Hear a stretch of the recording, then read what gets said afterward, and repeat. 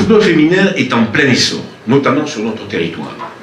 Et nous allons vivre à son rythme lors des 18 prochains mois qui nous mèneront à la Coupe du Monde féminine FIFA 2019, qui se déroulera pour le territoire de la Ligue Méditerranée à Nice. Je tiens à souligner le travail accompli par Véronique Lenné et ses équipes en charge au comité de direction de la féminisation, ou plutôt de la mixité, comme elle aime à nous le faire souvent remarquer. Le coup d'envoi de ces 18 mois de promotion du football féminin sera donné le samedi 20 janvier à 21 h au stade Orange Vélodrome à Marseille, à l'occasion du match opposant l'équipe de France féminine à l'Italie. Je lance donc un appel à la mobilisation des clubs et des districts pour cette rencontre, car vous le savez, nous sommes ambitieux dans le Sud.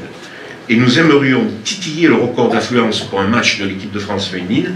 Pour le battre, il nous faudra être 25 000 le 20 janvier prochain. Les offres billetterie sont très compétitives, avec des places dès 2,50 €. Un grand concours a été lancé par la Ligue. Les deux clubs qui se mobiliseront le plus remporteront un maillot dédicacé de l'équipe de France féminine qui leur sera remis sur la pelouse avant la rencontre.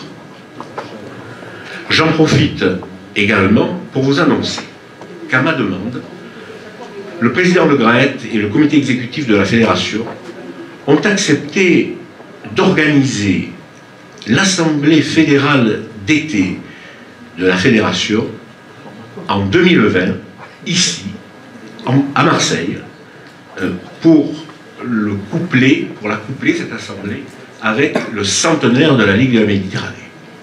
Donc ça sera là encore un événement majeur de l'année 2020, puisque tout le football français réuni viendra à Marseille aux alentours de juin 2020 pour l'Assemblée fédérale d'été. Parmi les priorités annoncées en fin de saison dernière figurait l'Institut régional de formation du football, l'IR2F. Sous la houlette d'Arnaud Doudet, directeur adjoint en charge du développement, l'IR2F est en plein essor, avec le lancement récent du parcours fédéral de formation des dirigeants dont Arnaud vous parlera au cours de cette assemblée. Des formations seront dispensées directement au sein de vos clubs, car nous savons qu'il est difficile de se déplacer pour aller se former, et nous avons la volonté d'accentuer notre présence sur le terrain et notre travail de proximité. Vous constaterez sur le graphique projeté que la Ligue Méditerranée fait partie des ligues les moins chères de France, avec une licence senior à 22 €, lorsque la moyenne nationale est à 24,60 € et que la moitié des ligues sont au-delà de 25 €. Faire de la redistribution, c'est pas faire du saupoudrage ni de la démagogie. Faire de la redistribution, c'est investir dans la formation des éducateurs afin de permettre l'accueil des licenciés dans les meilleures conditions. C'est investir dans la formation des arbitres afin d'élever le niveau de nos arbitres, accroître leur nombre et les fidéliser. C'est investir dans la formation des dirigeants afin de leur donner les clés pour une meilleure gestion de leur club, pour leur permettre de mettre en place un projet club, d'accroître leur nombre de licenciés ou de diversifier leur financement en développant des partenariats privés.